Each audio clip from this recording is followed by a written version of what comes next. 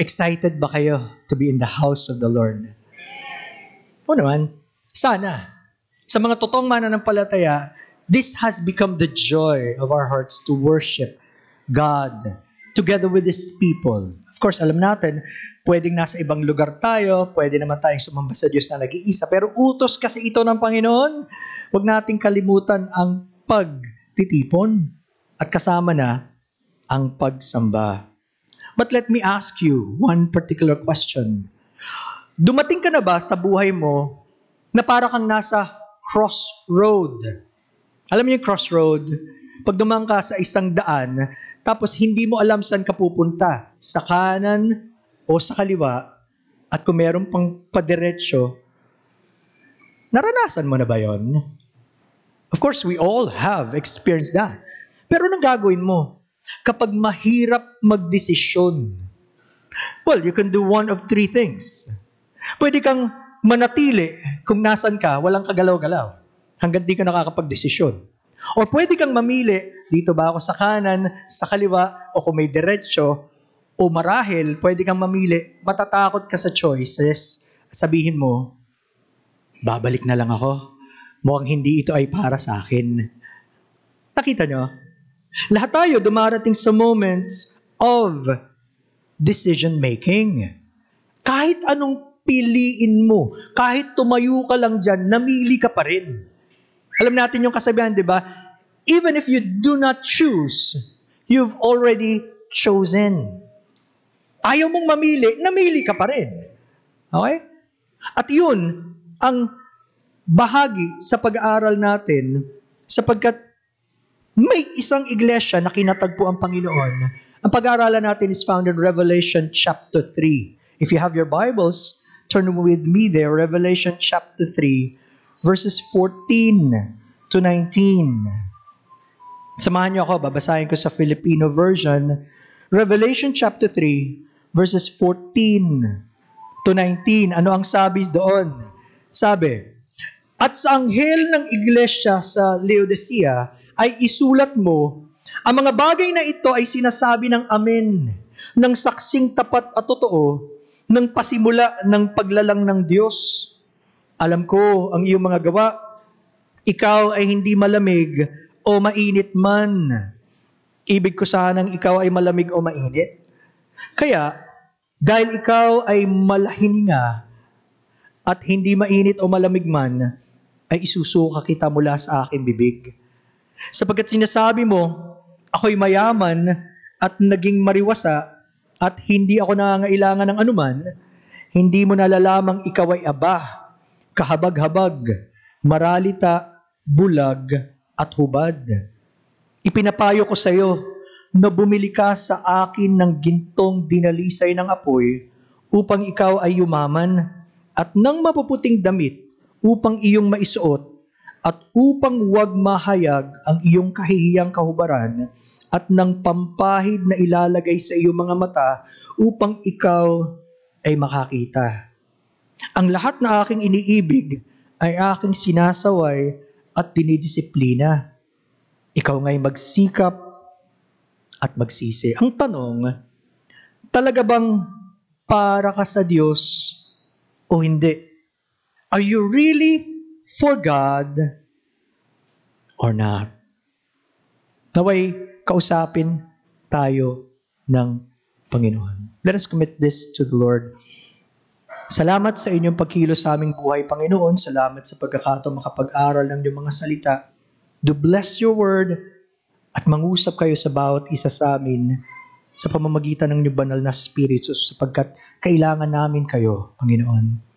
Speak to us in a very personal way and guide me as I proclaim your word upang masabi ko lamang ang bagay na nakalulugod sa inyo.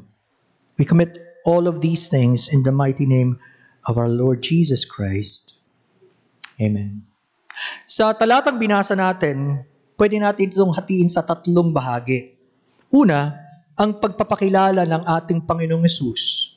Pangalawa, ang tunay na kalagayan ng iglesyang ito. At pangatlo, ang solusyon sa kanilang malaking problema. Pero bago natin talakayin yon, let's first have a background. Ano ba ang naganap sa panahong yon? Ang lugar ng Laodicea ay isang mahalaga at mayamang syudad sapagkat maraming Hudyo ang nakatira doon. No, gaya ng maraming lugar sa rehiyong iyon, ito ang sentro ng pagsamba kay Emperador Cesar. Tandaan niyo, sinasamba nila si Cesar sa panahong yon. At si Diyos-Diyosang si Asclepios, mahirap i-pronounce, Asclepios, na sinasabing nagpapagaling daw. Pero may pagkakataong naganap na mahalagang-mahalaga sa kanila. Noong AD 60, nagkaroon ng malakas na lindol. At imbis na humingi ng tulong ang syudad na ito, hindi sila tumanggap ng kahit anong tulong sa imperyo ng Roma sapagkat mayaman sila. At sa pamamagitan ng kanilang lakas at lahat ng kanilang kayamanan, na itaguyod nila ang kanilang syudad sa sarili nila. Kaya makikita nyo yung kumpiyansa nila sa kanilang sarili. Ganun sila kagaling. Kilala din daw ang Laodicea bilang sentro ng komersyo, yung tinatawag nating commercial center. May mga ilang produkto sila na in-export o pinapadala sa buong mundo. Pinagmamalaki nila ang kanilang kayamanan, ang malawak na industriya ng tela, at yung kanilang popular na inilalagay sa mata na tinatangkilik sa buong mundo. Pero may isang problema ang lugar na ito ng Laodicea. Yung kanilang pagkukunan ng tubig. Wala silang maayos na pagkukunan ng tubig na malapit. Malayo pa ang kanilang pagkukunan. Kaya alam na mga leaders ng Laodicea, kapag may nanakop sa kanila, puputulin niyang supply ng tubig, wala na silang magagawa. Kaya alam niyo ginawa nila? Nakikipagkaibigan sa kanilang mga karatig bayan. Siyempre, mas gusto nila makipag-usap at makipagkasundo kaysa makipag-away. At dito, makikita nyo, dahil malayo ang pinagagalingan ng tubig, kailangan nila magkaroon ng aqueduct. Ito daw aqueduct, ang system na pinopularize o ginawa ng mga Romano, napakagandang sistema. Gagawa sila ng tulay o kanal na dadaluyan ng malinis na tubig. Sa panahon natin siguro gagamit ng malaking tubo. Pero ang pinanggagalingan ay yung tinatawag nating mainit na tubig or hot spring sa Hierapolis. 6 miles ang layo.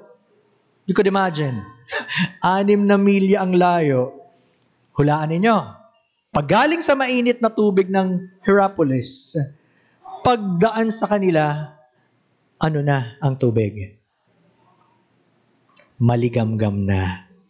Hindi na siya mainit. Kaya makikita nyo, ba't ginamit ito na ilustrasyon ng Panginoong Hesukristo? Na binanggit niya Apostol Pablo ang iglesia ng Laodicea sa Colossians 2:1 at Colossians 4:16. Sa Colossians chapter 2, sinabi ni Apostol Pablo ang pagmamalasakit niya sa iglesyang ito na huwag silang madaya ng mga salitang kaakit-akit. Sapagkat nakikita niya, may tendency ang gano'n na mangyari. At nais niya na maging matatag sila sa Panginoong Hesukristo. Pagdating sa Colossians 4, binabanggit niya yung kanyang huling pamamaalam sa iglesyang ito. Kaya pagdating natin sa Revelation chapter 3, makikita natin, una, nagpakilala ang Panginoong Hesukristo sa iglesyang ito. Jesus introduced Himself to this church. Balikan natin ang verse number 14 of Revelation chapter 3. At sa anghel ng iglesia sa Laodicea ay isulat mo, ang mga bagay na ito ay sinasabi ng Amen, ng saksing tapat at totoo, ng pasimula ng paglalang ng Diyos. Binanggit yung anghel. Hindi po ito literal na anghel na na-imagine nating spirito. Ang ibig sabihin kasi ng term angel, messenger. At sabi nila, mas malamang, ang tinutukoy na anghel ay yung mensahero ng Diyos, ang pastor sa bawat iglesia. Tandaan nyo, 7 iglesia yung sinulatan dito.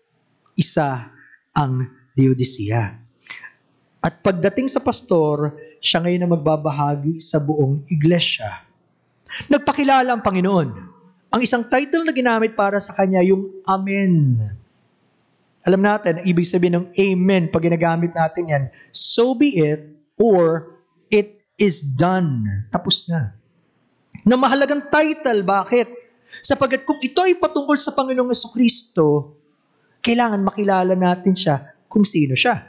Sabi sa 2 Corinthians 1:20, sapagkat ang lahat ng mga pangako ng Diyos sa Kanya ay oo, kaya't sa pamamagitan niya ay aming sinasambit ang amen sa ikaluluwalhati ng Diyos. Anong ibig sabihin? Ibig sabihin lang, ang Panginoong Jesucristo ang katotohanan ng Diyos. Kaya sa Kanya, pwede tayong mag-agree. Pwede nating sabihin, oo nga. Amen. Sa ating Panginoong Jesucristo, binanggit din ang larawan, saksing tapat at totoo. Sapagkat siya lang naman talaga ang tapat at totoo. Ang tao, pwedeng hindi maging tapat at pwedeng magsinungaling. At yun ang kabaliktaran na nangyayari sa iglesia ng Laodicea. Lumayo sila sa Panginoon, hindi na sila naging tapat at totoo sa Diyos. Inilarawan ng Panginoong Jesucristo bilang pasimula ng paglalang ng Diyos. Ingat kayo dyan. May mga kulto na ginagamit ang term. Kita nyo? Di si Kristo nilalang ng Diyos. Hindi po. Hindi iyon ang ibig sabihin nilikha siya o nilalang ng Diyos. Ang ibig sabihin, siya ang una pagdating sa karangalan, walang katulad sa lahat, kahit sa mga nilikha ng Diyos. Paano natin nalaman? Yung Greek word na ginamit dyan is the Greek word arche. At ang ibig sabihin nito, ruler, source, and origin of all creation. Ibig sabihin, ito ay pagtataas sa Panginoong Jesucristo dahil siya ang pinakadakila sa lahat, siya ang pinagsimula ng lahat at naghahari sa sang nilikha. Kahit na minsan pakiramdam mo, pabago-bago ang panahon, siya ang may control. Siya pa rin ang hari na namumuno sa lahat. At pansinin nyo, malalaman natin ang pagiging Diyos ng Panginoong Jesucristo sapagkat siya daw ang maalam sa lahat. Anong sabi sa verse number 15 of Revelation 3? Alam ko ang iyong mga gawa.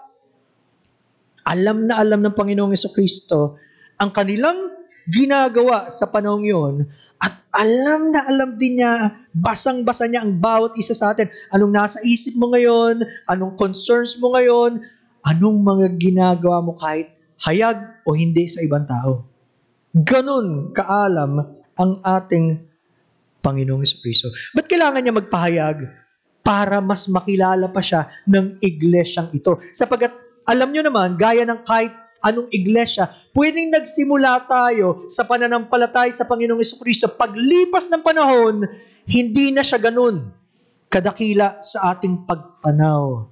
Gusto niya maibalik ang tamang pagtanaw. Sino ba siya? Kaya nagpakilala siya. Pangalawa, ano bang tunay na kalagayan ng iglesyang ito? Sabi ng Panginoon, ikaw ay hindi malamig o mainit. No, para sa atin, living in a tropical country, ayos lang naman yun pagdating sa panahon. Kasi may ibang bansa talagang nag-snow, sobrang lamig. Ay, sabi ng iba, hindi ko kaya doon. Sa iba naman, sobrang init. Bagamat umiinit sa atin, may mas mainit pa sa atin. Being tropical country, gusto natin medyo moderate temperature lang. Di ba? Ayos lang ang climate natin. Pagdating sa panahon, walang problema. Pero pag ang pinag-usapan yung spiritual na kalagayan mo sa Diyos, lagot ka. At napakadelikado ng ganitong kalagayan. Hindi ka mainit, hindi ka malamig, nasa gitna ka lang. Kaya ngayon na tinatawag nating maligamgam. At ipapakita ng Panginoon, ba't hindi ito katanggap-tanggap? Pasinin nyo, galing mismo sa Panginoon, hindi sa atin. Kung tayo by nature, ayos na tayo eh. Huwag na tayo masyado namang maghangad. Okay na yan. Hindi para sa Panginoon. Sabi niya, ibig ko sanang ikaw ay malamig o mainit. Hindi yung gusto natin, yung gusto ng Panginoon. Ito ang gusto niya. Gusto ko mamili ka. Ano ka ba, mainit o malamig? Nung pinag-iisipan ko to, bakit naman isasama pa ng Panginoon yung malamig? Alam mo na, pag mainit, magandang bagay yan kasi gustong-gusto mo talaga para sa Panginoon. Pati ba naman yung malamig? Ilagay natin in perspective. Minsan, pagka tayo giniginaw, tapos talagang malamig na malamig, nakatapat ka sa aircon, or andyan yung electric fan, naramdaman mong sobrang lamig, may gagawin ka? O wala? Meron wala? Oo naman, malibang bato ka. Medyo giniginaw na ako O hinaan mo kaya. O kaya lalayo ka ng konti. Para naman mas maayos. Gagawa ka ng paraan para hindi sobrang lamig. Yun ang dahilan. Kung sa physical, totoo, ganun din sa spiritual, ang taong napakalamig, pagdating sa Diyos, pwedeng maramdaman niya, napakalaki ng kulang sa buhay ko. Ayoko ng ganito, gusto ko, Panginoon, sa iyo. May pag-asa. At alam naman natin, yung taong mainit, talagang ibibigay ang lahat sa Panginoon kasi nakilala niya ng malalim ang Diyos. Pero hindi ganoon kapag ka maligamgam. Anong sabi ng Panginoon? May paghatol. Revelation 3:16. Kaya dahil ikaw ay, ito kasi yung old, yung Tagalog natin, malahininga. Nung iniisip ko nga, kasi pagka hininga, hindi masyadong mainit, di ba siya? Kaya siguro nag-isip sila ng term. 1900s pa yung ating old Tagalog Pero alam natin, ang ibig sabihin na in English, lukewarm, maligamgam. Hindi ka mainit o malamig. Marahil, habang sinasabi ng Panginoon, remember, naaalala nila yung tubig na dumadaloy sa kanila galing sa napakainit na lugar. Pagdating sa kanila, wala na. Maligamgam. Sino sa inyo gusto ng maligamgam na kape? Pwede ka magkaroon ng iced coffee, pero yung maligamgam na kape, diba? Minsan nga gusto mo, umuusok pa At yung medyo matapang-tapang, ginaganon-ganon ng konti. Although palalamigin pa, pero ayaw mo nung maligamgam. Yun siguro kung sopas, yung may sabaw, diba? Painit mo nga, ganon. Alam natin, may mga bagay na hindi kaaya-aya kapag nasa gitna o maligamgam. Now, anong sabi ng Panginoon?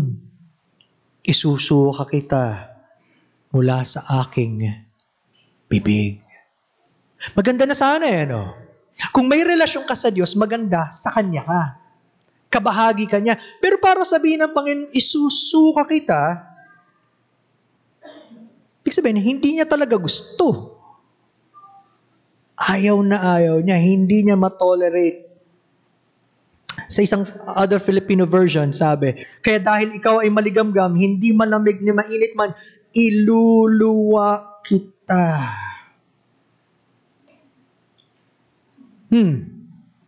Nakakatakot kapag ginawa ng Panginoon sa kahit sino sa atin yan. Ito, iglesia yung sinasabihan. Paano sa bawat isa sa atin? Ito yung tao na walang pagdidesisyon. Kung talaga bang siya ay buong-buo sa Diyos, hindi malinaw sa Kanya. Basta ako dadalo. Ayoko lang din mag-join ng activities. Basta andyan lang ako. Hindi naman umaalis, pero hindi rin naman buong-buo. Basta palagi lang siyang nasa gitna. Hindi mo makikita ang taong ito na gumagawa ng masyadong maraming mali, pero hindi mo din siya makikita na ibibigay ng todo para sa Diyos. Kaya hindi mo malaman nasaan ka. Namamangka sa dalawang ilog. May term tayong ganyan. May mga tao ganun So near, and yet so far. Andyan, ang lapit-lapit. Andito na Pero yung puso, yung isip, napakalayo sa Diyos. Kitang-kita ng Panginoon yan. At dun, namumuhi ang Panginoon. Bakit? Yung taong ayaw sa Kanya, at deliberately sinasabi, ayoko sa Diyos, maliwanag yun Tinanggihan niya ang Diyos. Yung tao naman, na gusto ko para sa Panginoon, Walang duda sa Diyos siya. Yung tao na hindi mo malaman, Kristiyano ba o hindi, kagasunod ba ng Panginoon o hindi, bibigay ba ang lahat o hindi, kinasuskulaman ng Panginoon.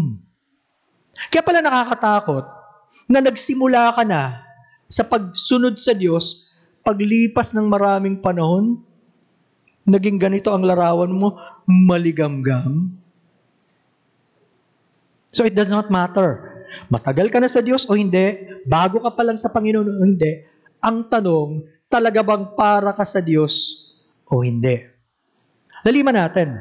Ano ba ang problema sa pagiging maligamgam? Sabi ko nga, hindi natin ito maarok sa concept natin, lalo na in a tropical country. Ayos naman yung nasa gitna eh. Pero hindi para sa Panginoon. Sabi niya sa 17, sapagkat sinasabi mo, ako'y mayaman at naging mariwasa at ako'y nangangailangan, hindi ako nangangailangan ng anuman. Hindi mo nalalamang ikaw ay aba, kahabag-habag, maralita, bulag, at hubad. Ano ang isang malaking problema ng isang nasa gitna o maligamgam? Una, kayabangan. Dumatating ka sa point, maayos ka naman eh. Hindi ka masyadong naghihirap, hindi ka naman masyadong mayaman, okay ka lang. Wala ka masyadong pangangailangan, at yun ang problema, hindi mo talagang kailangan ng Diyos. Nakaka-survive naman tayo, di ba okay lang yun?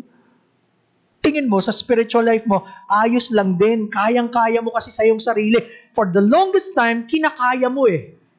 At di mo nakikita, wala na pala ang Diyos o hindi mo pinagtitiwalaan ang Diyos sa maraming desisyon mo sa buhay. Kayabangan. Pangalawa, yung pagkabulag at kawalan ng kaalaman sa tunay na kalagayan natin. Nabubulag tayo sapagkat tinadaya tayo ng sarili nating pagtanaw o ng maraming mga bagay, kinukumpara natin sarili natin sa iba. Ay, kung sila ganito, mas maayos ako dyan. Hindi sa gusto ng Panginoon. Let me use this. Alam niyo kwento ng The Emperor's New Clothes by Hans Christian Andersen. Sa mga may alam, so alam niyo ng kwento, pero sa ngayon, let me just tell you, isang emperador, napakamasarili. Palagi nang iniisip yung sarili na hindi mo tayo makikita sa sasalupan. Palagi siya magagamit ng pinakamaganda, sasabihin niya, kumusta ba itsura ko? Puro sarili. At alam ng buong imperyo. Eh masaya yung mga tao, kahit sino nakakapunta doon, may dalawang dumating. At unti-unti pinamalitan na sa mga tao, magaling kami maghamid ng mga tela ng magaling. At yung gagawin namin para sa mga ko, kakaiba, wala pang nakakarawan. Bakit? Kasi yung kailang gagawin namin, ang makakakita lang yung mga talino at yung mga masinok sa kanilang tungkulin. Lahat na mga walang alam at hindi gumagawa ng tungkulin, hindi nila makikita. Invisible. Nabalita. Uy, yung emperador natin, gusto pa naman ng magalit na David. Sabi, nung nabalita ng emperador, sabi niya, parang kaiba yung manapa akong namin ng David. Kung totoo yan, malalaman ko kung sino sa mga kakuhan ko ang tapat sa pagpulin o hindi. Karapat-dapat na sila manali. E de, pinatawag. In fact, nangako yung dalawa, wala po kayong makikitang ganito, kakaiba to. Wala kayong ikukumpara. Pinagpatayo ng kanilang room kung saan dun sila hahabi at kumuha pa ng mga materyales, yung mga ginto na pise, lahat ng pwedeng mamahalin. Sabi niya, ano na kayo nangyayari habang tinatahi nila to? Pinapunta niya yung pinagkakatiwalaan niyang matandang advisor, yung kanyang ministro, sabi niya, tingnan mo nga ano na nangyari. Pagpasok niya doon, ano to? Galaw ng galaw? Wala akong nakikita. Eh baka naman sabihin, bobo ako. Hindi ko ginagawa tungkulin ko. Hanggang nakita no doon, pasok po kayo. Anong masasabi nyo? Di ba napakaganda? Oo, ang ganda nga. Talagang kakaiba kayo, no? Nag-report. ganda ho ng ginagawa. Talaga namang walang katulad.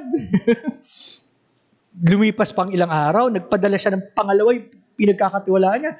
Ganun din. Wala ako nakikita. Pero baka magduda yung hari, patanggal ako sa pwesto. Pag-report, ay sinabi nyo, wala talagang katulad eh. Finally, inip na yung emperador. Tapos na po. Siya nang pumunta. Ano yan? Di wala. Ako ang emperador. Anong isipin nila? Bobo ako? Wala, hindi ko ginagawa tungkulin ko. Nung sinabi, kita nyo po, napakaganda, napakakinang, walang katulad. Sabi niya, oo, ay, galing-galing nyo. Inawardan pa ng pinakamagaling tumahi. Malapit na ang parada. Inaabangan ng mga tao. Alam nila yung kwento na may gumagawa ng walang katulad. Sabi niya, lahat ng ministro niya, pinagather niya bago ang parada. Sigurado kayo, ang ganda-ganda ba? Opo. Sigurado po.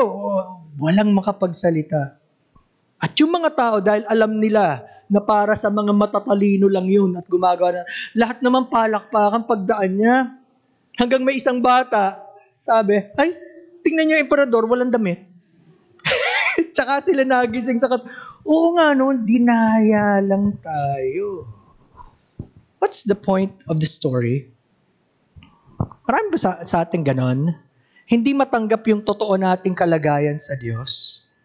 As if, para bang walang problema sa atin, every time natatanungin, okay lang ako. Wala akong kailangan. Huh? Are you sure? Sabi nga ni John Piper, bakit daw, speaking of pastors, pero it applies to all, bakit karamihan pag tinatanong, ayos lang ako? Alam mo, may prayer request. Hindi masabi-sabi yung pangangailangan simply because hindi ma-admit, Lord, I need you.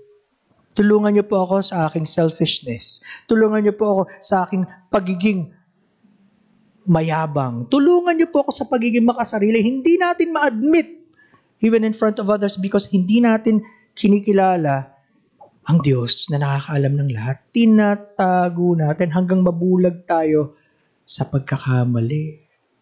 Nabubulag sa katotohanan. Diba?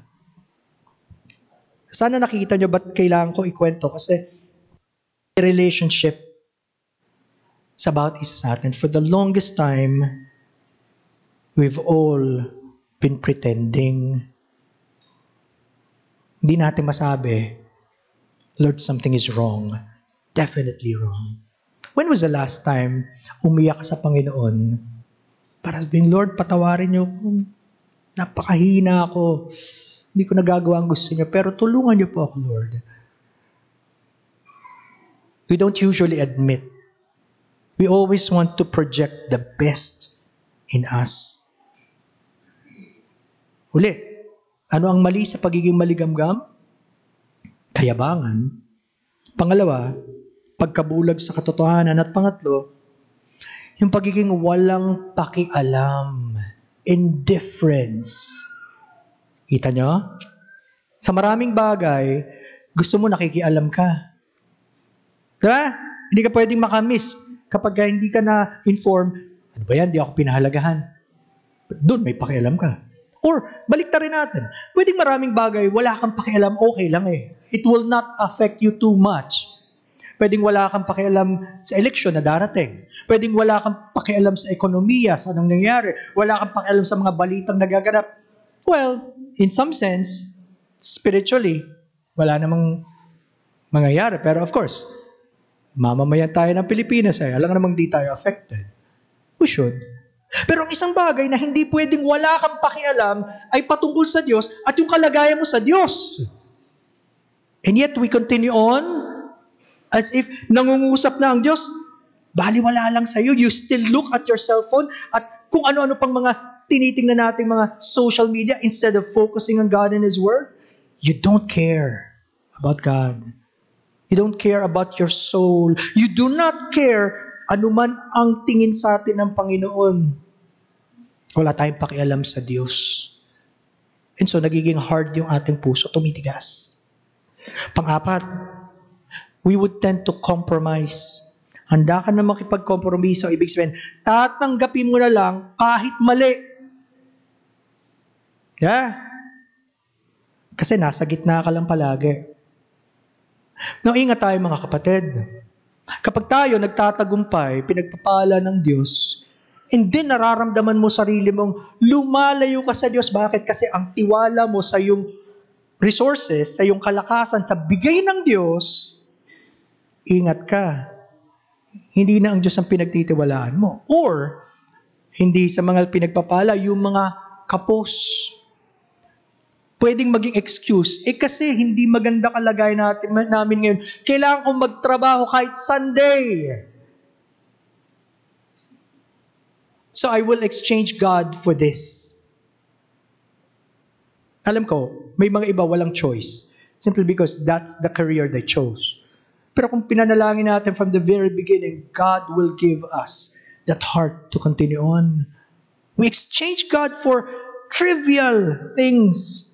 Walang kakwenta-kwentang bagay, pagpapalit natin ng Diyos. Wala lang naman yan, minsan lang yan. Until yung minsan naging madalas, hanggang paulit-ulit, hanggang wala na ang Diyos sa buhay natin. We compromise too much. Malaga pa rin paalala yung Proverbs 3:5, right? Trust in the Lord with all thine heart and lean not on your own understanding. Kung magtitiwala ka sa Diyos, magtiwala ka na ng buong puso, hindi yung kalakalahati. Yun ang ginagawa ng maligamgam. Nagtitiwala naman ako sa Diyos, hindi naman buong buo. Sa sarili pa rin. You cannot combine both. Paalala sa atin ni James, in James chapter 4, huwag tayo basta-basta nagpaplano and then set na lahat ng calendar natin, nakaplano niya, pero wala ang Diyos sa plano natin. Anong sabi ng Panginoon? Sabi sa James chapter 4 verse 15 and 16, sa halip, dapat ninyong sabihin, kung loloobin ng Panginoon, kami ay mabubuhay at gagawin namin ito, iyon. Subalit ngayon, ay nagmamalaki kayo sa inyong mga kayabangan. Ang lahat ng gayong pagmamalaki ay masama. Kapag kaya na natin at wala ang Diyos, nagmamayabang daw tayo at sabi ng Panginoon, masama iyon. By the way, yung Laodicea is modern day Turkey. Panahon natin. At yung term Laodicea, ang ibig sabihin, rule of the people. Pamumuno ng mga tao. Ibig sabihin kung ano yung popular opinion, yun ang masusunod. Kahit walang konsiderasyon sa gusto ng Diyos. Itong gusto ng marami. Kaya mapapansin natin, in-emphasize ito sa pagtawag sa kanila ng Panginoon. Notice, kakaiba ang tawag sa kanila ng Panginoon. Nung sinimula ng Revelation 3:14, ang tawag, the Church of the Laodiceans. Ang iglesia ng mga taga-Laodicea, ang pinopoint mga tao. Sa ibang address, sa ibang churches, ang sabi, Church of Ephesus, Church in Smyrna, Church in Sardis, yung lugar. Sa kanila, nakasentro sa mga tao. Bakit? Kasi ang sentro nila, sarili nila. Hindi ang Panginoon. Ingat tayo kapag tayo na nagiging sentro at gusto natin palaging tayo na lang ang makikita. Tayo na lang mananalangin. Wala nang ibang gagawa. Tayo lang, tayo. Tapos tayo dyan. Because again, we want to promote Him, ang Panginoon. He must increase. I must decrease. By the way, ang tao at ang iglesia na maligamgam, gagawin ang maraming bagay na tama. Gusto nilang gawin ang tama. Ang kaibahan, walang init o apoy sa puso. Yun. You're doing the right things, sa tingin mo tama, sa tingin ng iba tama, pero walang passion, walang heart for God. Pakunti-kunti lang. Okay na yan. I'm talking, of course, sa matagal na sa atin. Pero we've been in this church, marami sa inyo, mas matagal na sa akin, pero we've been in this church for a long time. Some are just new. Pero yun ang pinanghawakan mo, matagal na ako dito na ako pinanganak, dito na ako lumaki, dito na ako mamamatay. That's it? Ano naman ang kwenta sa Diyos nun? Pwedeng tumanda ka na sa church, pero wala kang puso para sa Diyos. That's nothing. And it's possible, bago ka lang sa church, pero ang puso mo para sa Panginoon, mas gusto ng Diyos. Hindi pinag-uusapan ng edad. Ang hinahanap ng Diyos, yung tao na talagang ang puso para sa Kanya, maalab para sa Kanya. Hindi makukontento na ito lang. Ang problema sa ganun, hindi niya alam, mapapahamak siya. Kasi nga, ayaw ng Panginoon ng ganun eh. At wala rin siyang pakialam kahit ang iba mapahamak. Again, apathy, unconcern. Bakit? Kaya makikita natin, bakit napakadelikado ng ganito na nangyayari sa napakarami. Hindi pa nila alam na ganyan sila. Ano ang solution? From verses 18 to 19 of Revelation 3, itong sabi ng Panginoon, ipinapayo ko sa iyo na bumili ka sa akin ng gintong dinalisay ng apoy upang ikaw ay yumaman at ng mapuputing damit upang iyong maisuot at upang wag mahayag ang iyong kahiyahiyang kahubaran at ng pampahid na inilagay sa iyong mga mata upang ikaw ay makakita. Gaya nila, kailangan din natin, una, kailangan nating matutong magpakumbaba para aminin na nangangailangan tayo sa Diyos. Lord, I need you! Yung masama akong isip sa kapatid o sa iba, Lord, help me, forgive me. I need you. Makita natin yung pangangailangan natin sa Diyos. Pangalawa, gaya nila, tayo rin, tanggapin natin ang sinasabi ng salita ng Diyos. Imbis na magrebelde yung puso natin. Kailangan nilang tanggapin at kailangan natin tanggapin na tayo ay aba, kahabag-habag, maralita, bulag, at huwad. Baliktad sa lahat ng iniisip nila. Ayos naman kami, magaling kami, mayaman kami, wala kaming kailangan. Yun ang pinakamalaking delikado. Wala kang kailangan, lalo na sa Diyos. Ito yung tinatawag natin in simple terms. Kailangan natin matutong magsisi at turn around, pagbabago. Alam ng Diyos yung taong totoong nagsisisi. At kapag tayo handang lumapit sa Panginoong Jesucristo, siya ang kakumpletuhan natin. Siya lang naman ang pwedeng magbigay ng lahat ng kailangan natin. Hindi yung mga inaasahan nating iba pa.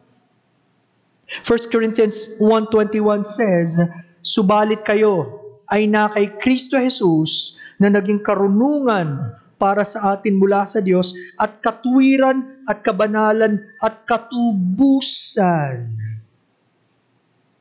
Naririto ka ngayon, naririnig mo ang salita ng Diyos, pero hindi mo tiyak kung ikaw ba pinatawad na ng Panginoon sa kasalanan mo. Pag ikaw ba kinuha ng Diyos, makakasama mo siya sa kalangitan, kailangan mong magsisi. Kailangan mong magkaroon ng buhay na walang hanggan sa Panginoong Jesucristo. Kung matagal na tayong Kristiyano, kailangan ibalik tayo ng Diyos. Huwag na tayo magpatuloy sa matagal na panahong ganito. At ang tuturuan ng Panginoon, yung binibigyan niya ng sensitibong puso at isip. Imbis na magdahilan, magpapatira pa sa Panginoon na sasabihin, Panginoon, patawad po. Ang dami kong taong sinayang. Imbis na para sa inyo, kung saan-saan ko kinugol. Alam niyo, pag nangungusap sa atin ng Diyos, magpasalamat tayo. Patunay na mahal tayo ng Diyos. Pag hindi nangungusap ang Diyos sa iyo, matakot ka. Sa Biblia, isang paraan ng paghatol ng Diyos, wala nang tinatanggap yung mga tao na salita ng Diyos. Kaya magpapatuloy sila hanggang mapahamak. Ang sabi ng Panginoon in verse 19, our last verse, ang lahat na aking iniibig ay aking sinasaway at dinidisiplina. Ikaw nga'y magsikap at magsisi. Tanyo? Maliwanag, ano? Pag-ibig ng Panginoon, pagmamahal niya, kapag sinasaway at dinidisiplina niya tayo, huwag tayong magrebelde. Huwag tayong magtampo. Huwag tayong lumayo. lalo tayo magpatira pa at lumapit sa Panginoon. Panginoon, salamat. Nangungusap pa kayo sa akin. Huwag niyo pong hayaan na magpatuloy ako ng ganoon na maligamgam. Turuan niyo po ako. Panginoon, lumapit ka sa Kanya na buong puso. Let's pray. We worship and adore you, our Lord God, because alam ninyo, Panginoon, kung sino kami at alam ninyo ang aming pangangailangan. Tanging sa Santong Espiritu ninyo, kami makakarinig at mabubuksan ang aming isip at puso. Kung hindi, ito ay magiging kagaya lang ng dati na kami dadalo, makikinig, aalis, at walang anumang natutunan. Pero ang hindi namin alam, nagiging matigas ang aming puso at nagpapatuloy kami sa pagiging maligamgam na aming ikakapahamak. Huwag ninyong hayaan, Panginoon. Kayo ang magligtas ng mga tao na wala pang katiyakan sa kanilang kalagayan sapagkat tanging ang Panginoong Jesucristo ang aming pwedeng lapitan sa tunay na kaligtasan at paglilinis sa aming kasalanan. At kami, Panginoon, na inyong mga anak, hamunin ninyo para makita namin mas marami pa kayong nais para sa aming buhay. Di ninyo kami ibig magpatuloy ng malayo sa inyo. Salamat po. Kayong tunay na maitaas sa pangalan ng Panginoong Jesus.